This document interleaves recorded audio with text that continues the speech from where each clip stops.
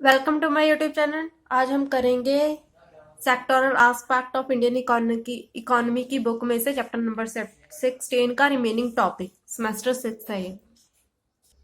Topic का name है government policies to reduce inequality of income and wealth. Government को क्या करना चाहिए, जो हमने पहले पढ़ लिया ना, इनइक्वालिटी क्यों क्यों होती है, उसे रिमूव करने के लिए गवर्नमेंट को क्या करना चाहिए। ये नीचे स्टेप दिए गए, हमने ये पढ़ने हैं क्या क्या करना चाहिए गवर्नमेंट को। पहला है लैंड रिफॉर्म्स। इसमें बताया गया various land reform has been introduce in a rural section to reduce inequality of wealth and income. इन्होंने बताया कि गवर्नमेंट को काफी सारे लैंड रिफॉर्म्स स्टार्ट करने चाहिए। कहाँ पर? रूरल एरिया में, रूरल सेक्शन में, ठीक है, मीन्स गांव के इलाकों में, क्योंकि वहां पर ज्यादा जो लैंड है अनइक्वली डिस्ट्रीब्यूट है। मीन्स जो जिमीदार सिस्टम है उसकी वजह से ना ज्यादातर लैंड अमीर फार्मर्स हैं वो बहुत कम है, पर नंबर ऑफ फार्मर्स जो अमीर है वो कम है, पर उनके पास लैंड होल्डिंग बहुत ज्यादा है। और जो स्मॉल फार्मर है ना, छोटे छोटे फार्मर्स है, उनकी गिनती ज्यादा है पर उनके पास जो लैंड है वो बहुत थोड़ी थोड़ी है। इसलिए गवर्नमेंट को क्या करना चाहिए, रूरल सेक्टर में, गांव वगैरह के इलाकों में, रूरल सेक्टर में क्या इंट्रोड्यूस करना चाहिए, लैंड रिफॉर्म्स। ठीक है। The main objective of land reforms, main objective क्या है लैंड रिफॉर्म्स का, लैंड रिफॉर्म पॉलिसी का, is to bring down inequality in the ownership of land. ठीक है, कि ओनरशिप ऑफ लैंड में थोड़ी सी गिरावट आए। जिनके पास जमीन ज्यादा है ना, उनसे थोड़ी थोड़ी, उनसे मतलब इनडायरेक्टली थोड़ी सी जमीन उनके पास कम हो रह जाए। जिनके पास बहुत ज्यादा है कैसे रह सकते हैं, ज्यादातर टैक्स लगा दो, उनसे इनकम जनरेट होगी गवर्नमेंट को, वो कहीं और यूज कर सकते हैं। ठीक है, ऐसे हो सकता है कि बताया गया है यहाँ पर to achieve this objective different state government has pass zamindari abolishment act. ठीक है, सबसे ज्यादा मेन प्रॉब्लम क्या है कि लैंड कईयों के पास ज्यादा है, कईयों के पास कम है, जिम्मेदार सिस्टम।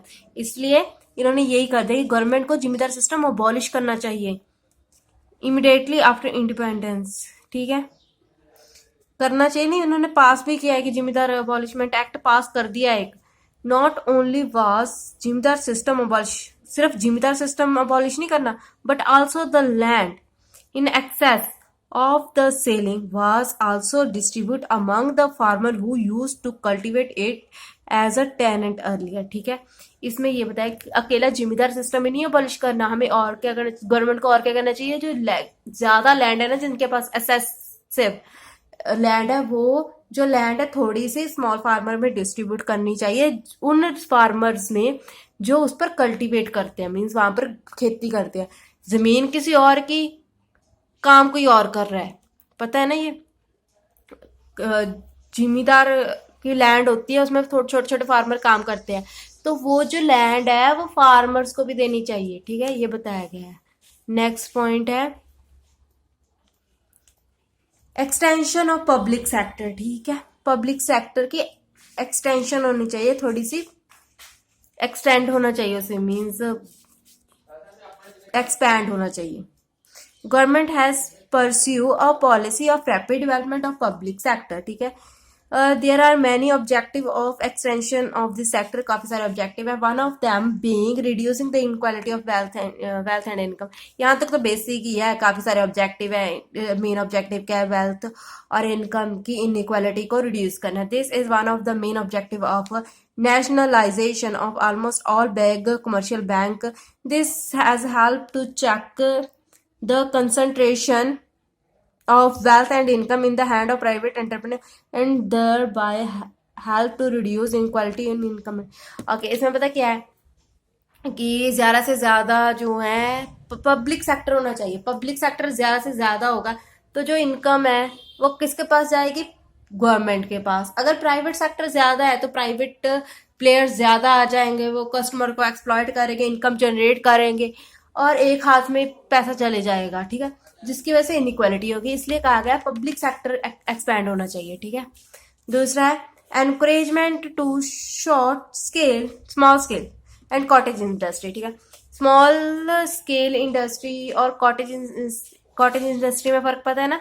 ये छोटी इंडस्ट्री को कहते हैं, इससे भी छोटी इंडस्ट्री को कॉटेज इंडस्ट्री कहते हैं। ठीक है, इनमें इन दोनों को एनकरेज करना चाहिए कि ये भी थोड़ी सी बूस्ट अप हो। ठीक है, During the period of planning, the policy to promote the development of small scale and cottage industry has been adopted. ठीक है, ये बताया गया है अगर प्लानिंग करते हैं कोई भी 5 ईयर प्लानिंग 6 7 8 जो भी प्लानिंग होती है उसमें इन चीज़ों को प्रमोट किया जाता है कि इनकी डेवलपमेंट हो. ठीक है, with the promotion of these industry it is hoped that concentration of wealth and income will be prevented. ठीक है, देखो अगर ये बूस्टअप होंगी, इनमें इंक्रीजमेंट होगा, ठीक है, तो इनकम डिस्ट्रीब्यूट होगी, इन स्मॉल सेक्टर को भी मिलेगी, बिग कंपनीज को नहीं अकेले मिलेगी. ऐसे तो बिग कंपनीज को मिलती रहती है, बिग कंपनीज और वो हो जाती है प्रॉफिटेबल, इनमें भी इनकम डिस्ट्रीब्यूट होगी, इनको ही प्रॉफिट मिलेगा, तो थोड़ी सी जो इनकम है इक्वली डिस्ट्रीब्यूट होनी शुरू हो जाएगी. ठीक है, इसमें यही बताया गया है. और अनएम्प्लॉयमेंट भी खत्म होगी. ठीक है, अगर ये इंट्रोड्यूस हो रही है, ये ज़्यादा इंट्रोड्यूस हो रही है तो एम्प्लॉयमेंट इंक्रीज हो रही है. ठीक है, जिसकी वजह से अनइक्वल डिस्ट्रीब्यूशन ऑफ वेल्थ कम होगी. नेक्स्ट है control over monopolist and restrictive trade practices. ठीक है, with a view to check the concentration of wealth government pass monopoly and restrict. ठीक है, ये बताया गया है कि ये एक्ट भी पास किया गया था जिसकी वजह से अनइक्वल डिस्ट्रीब्यूशन ऑफ वेल्थ जो है कम हुई. देखो अगर किसी चीज की मोनोपोली है तो एक हाथ में पैसा जा रहा है सिर्फ. ठीक है, दूसरे हाथ में पैसा नहीं जाएगा. हाथ का मतलब एक या 2 पर्सन को ज्यादा इनकम हो रही है, बाकी जो रेस्ट ऑफ द पर्सन है उन्हें इनकम नहीं हो रही, जिसकी वजह से अनइक्वलिटी होती है रिलेटेड टू इनकम. अगर ये चीज अबॉलिश होगी, मोनोपोली अबॉलिश होगी, काफी सारी फैक्ट्रीज, इंडस्ट्रीज और प्लेयर्स आएंगे मार्केट में, हर प्लेयर को होगी इनकम और प्रॉफिट होगा, जिसकी वजह से equally distribution of income and wealth होगी. अगर मोनोपोली रहेगी तो 1 या 2 पर्सन को ही इनकम होगी, बाकियों को नहीं होगी, मीन्स प्रॉफिट होगा, बाकियों को नहीं होगा, जिसकी वजह से इनइक्वालिटी ऑफ इनकम और वेल्थ आती है. नेक्स्ट है employment and wages policy. Inequality of income can be reduce by providing employment to the unemployed person. कहते हैं अनइक्वल डिस्ट्रीब्यूशन ऑफ वेल्थ और इनकम खत्म कर सकते हैं अगर हम इकोनॉमी में एम्प्लॉयमेंट जनरेट करें. ठीक है, during 5 year plan emphasis has been paid providing more and more. ये तो सौखा ही है कि 5 ईयर प्लानिंग में main emphasize means main focus किस पे किया गया है कि एम्प्लॉयमेंट जनरेट हो. In this content, many special programs and project has been introduced. काफी सारे प्रोजेक्ट और प्रोग्राम्स भी इंट्रोड्यूस किए गए हैं जिसकी वजह से एम्प्लॉयमेंट बूस्ट हो और जो inequalities of distribution of income and wealth है वो खत्म हो. In 2005 government enacted Mahatma Gandhi national rural employment guarantee act. इसके लिए एक एक्ट भी पास किया है 2005 में. It provides at least 100 days of guaranteed employment at a minimum wage rate. है, अगर इसमें कोई रजिस्ट्रेशन कराता है अपनी तो उसे 100 दिनों में एम्प्लॉयमेंट मिलती है और मिनिमम वेज रेट तो मिलना ही मिलना है, उससे कम नहीं मिलेगी मनी. वेजेस उसे मिनिमम मिलनी ही मिलनी है. ठीक है, और एम्प्लॉयमेंट 100 डेज में देनी है. ठीक है, और भी काफी सारी योजनाएं स्टार्ट की गई हैं जैसे कि वो गांव की लोग महिलाएं वुमेन्स जाती हैं काम करने बाहर. का मिशन का नाम भूल गई. नरेगा. वुमेन्स, गांव की वुमेन्स काम करने जाती हैं गांव में, उस स्कीम को कहते हैं नरेगा, जो मेनली गांव की वुमेन्स को एम्प्लॉयमेंट देता है. उस स्कीम का नाम है नरेगा. सेकंड है प्राइसिंग एंड डिस्ट्रीब्यूशन पॉलिसी. ठीक है, to reduce inequality of income pricing and distribution policy has been introduce. ये तो सौखी है. This policy aim at helping the weaker section of the society. इससे क्या है, जो कमजोर सेक्शन है सोसाइटी का, पूरे सेक्शन है जो गरीब लोग हैं, उनकी हेल्प होगी. Government has adopted dual price policy in respect of many essential items like sugar, kerosene, wheat, rice, etc. As a result of policy for people get these goods at a cheap rate. इसका मतलब ये है कि double pricing है, जो गरीब section है उनके लिए भी जो है ये प्रोडक्ट अवेलेबल है चीप रेट पर. ठीक है, जिसकी वजह से अनइक्वल डिस्ट्रीब्यूशन ऑफ वेल्थ और इनकम खत्म होगी। ठीक है, इससे आप दो तरीकों से ले सकते हो।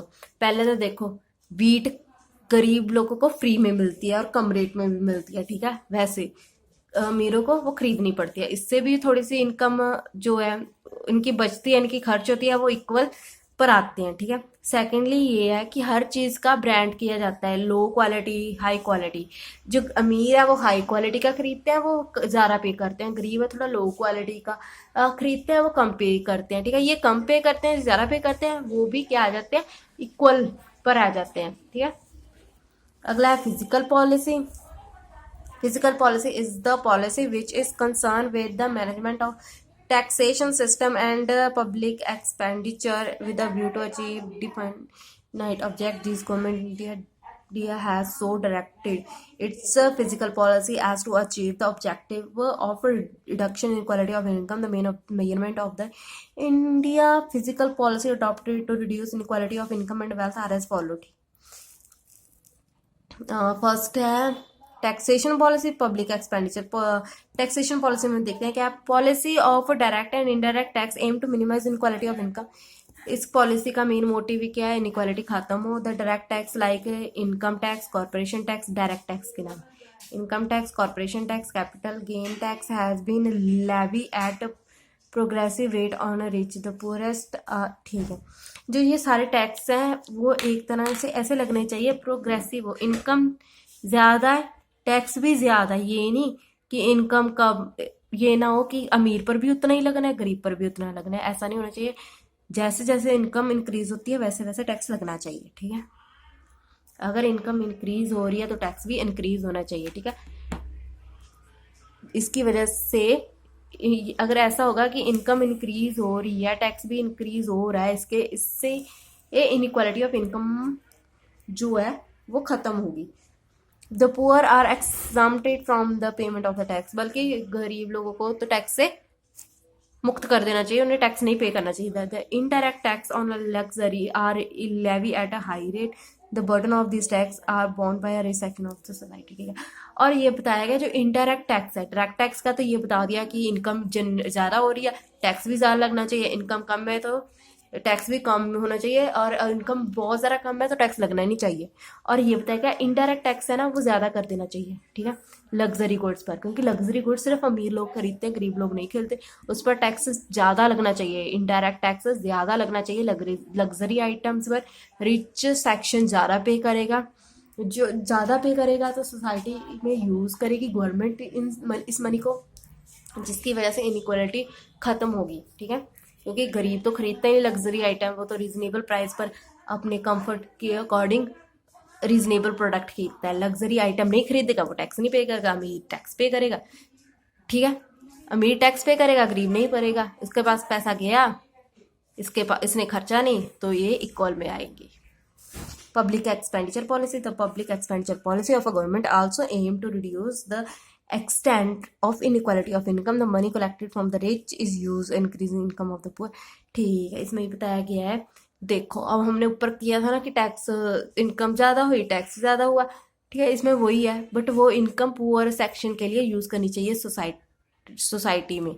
गवर्नमेंट करे गरीब लोगों के लिए ये मनी यूज़। ठीक है, ये जो बताया गया, सब्सिडी देनी चाहिए, सोशल बेनिफिट्स देने चाहिए। बताती हूँ, यहाँ पर देखा हुआ social security benefit. The government provide assistance to the poorest against many insecurity and raise their standard of living. ठीक है, इसमें बताया गया कि पुअरेस्ट जो पर्सन है उन्हें काफ़ी सारी चीज़ें देनी चाहिए जिसकी वजह से उनका स्टैंडर्ड ऑफ लिविंग इंक्रीज हो। सब्सिडी भी देनी चाहिए ताकि उनकी लिविंग ऑफ स्टैंडर्ड इम्प्रूव हो, गरीब लोगों की लिविंग ऑफ स्टैंडर्ड इम्प्रूव हो। नेक्स्ट पॉइंट है measuring to correct religion imbalance. Religion imbalance कई जगह जा रहा है, डेवलप है, कई एरिया नहीं डेवलप। जो नई एरिया डेवलप, गवर्नमेंट को फाइनेंस देनी चाहिए बैकवर्ड स्टेट को। जो पुअर स्टेट्स हैं उन्हें फाइनेंशियली हेल्प करना चाहिए, और special area development programme launch करने चाहिए बैकवर्ड स्टेट्स में। जैसे ड्राई फार्मिंग प्रोग्राम स्टार्ट करना चाहिए कि ड्राई फार्मिंग प्रमोट हो, desert development programme, drought prone area programme, ये सारे प्रोग्राम इनिशिएट करने चाहिए, इंट्रोड्यूस करने चाहिए, जिसकी वजह से रिलीजन इक्वालिटी रिमूव हो जाए। Special facility for the industry development in backward distribution, ठीक है। कहते जो जो बैकवर्ड है एरिया उनको काफ़ी तरीके की सब्सिडी, टैक्स कंसेशंस देने चाहिए, जिसकी वजह से वो एरिया भी डेवलप हो, बैकवर्ड एरिया, ठीक है। पता लग गया ना कि फाइनेंशियल हेल्प करनी चाहिए जो एरिया अच्छे से डेवलप नहीं है, काफ़ी सारे प्रोग्राम चलाने चाहिए जो अच्छे से एरिया डेवलप नहीं है, जैसे ये प्रोग्राम के नाम लिखे गए हैं, आखिरी में बताया गया है। इंडस्ट्रीज को अट्रैक्ट करने के लिए सब्सिडी और टैक्स माफ़ करना चाहिए, जिसकी वजह से रिलीजन इक्वालिटी खत्म हो जाए।